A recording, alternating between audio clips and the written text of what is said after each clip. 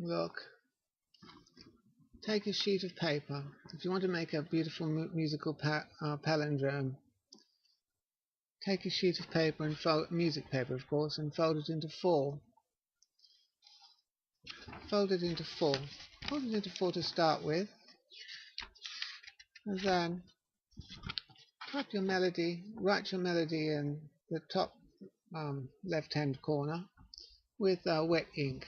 And while the ink is still wet, you'll smudge it onto the opposite side. My ink isn't wet. But you'll smudge it onto the opposite side. Then you'll have a reverse image on the opposite side. Then, while the ink is still wet again, you'll smudge it all evenly.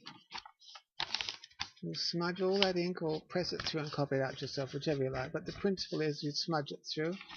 Then you'll have your original melody.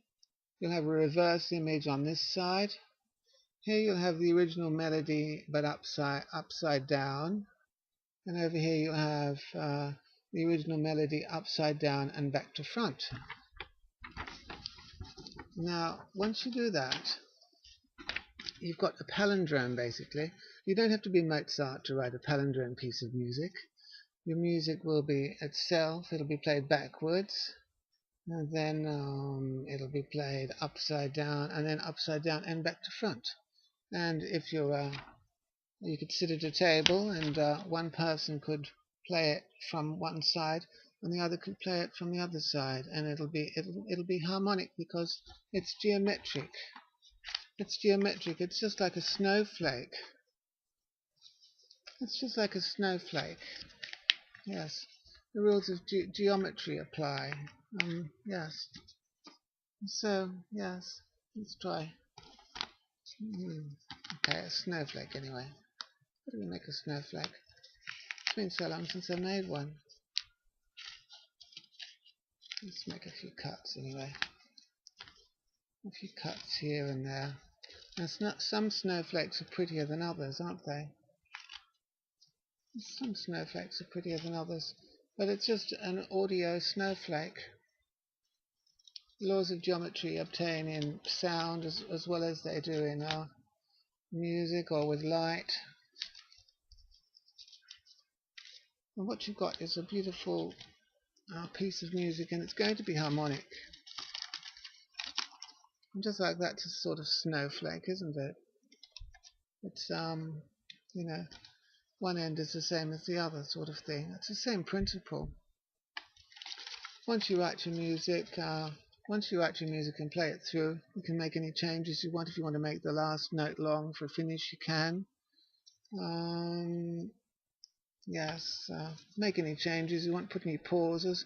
But if you're going to play it as a palindrome with one person on either side playing a musical instrument, you're going to have all the same notes, otherwise it won't be in sync. But the principle is there. You don't have to be Mozart to write a palindrome. Write a little melody, write it in reverse, then write it upside down, and then write it back to front.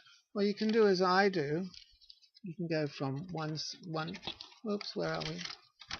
You can go from one side and then do just a few phrases from this, and then do a few phrases from that, and then that, and you can crisscross as long as you play with the harmonies. It's just all the same. There's nothing to it. Indeed, I don't even write a melody. I just put a few dots on the page, then I put some stalks on them to make them into notes, then I toss some bar. I do it all randomly. I do random dots, and then I just put assign the notes randomly, whatever length I like. Then I put some bars in, and then I do the same thing backwards, and then I do it upside down, and then I do it upside down and back to front. And it'll all work out harmonic. Like snowflakes, you get some pretty ones. I mean, some paper snowflakes are pretty, and some aren't. And just keep practicing and experimenting. I repeat, you don't have to be Mozart to write a beautiful musical palindrome. It's lots of fun too. You can do it. It's lots of fun. It's great. It's using the random. It's like in the old days when they used to throw horseshoe nails on the floor, or roll the dice for what they used to call dice music. Use the random to be creative. Use the random to be creative. See ya.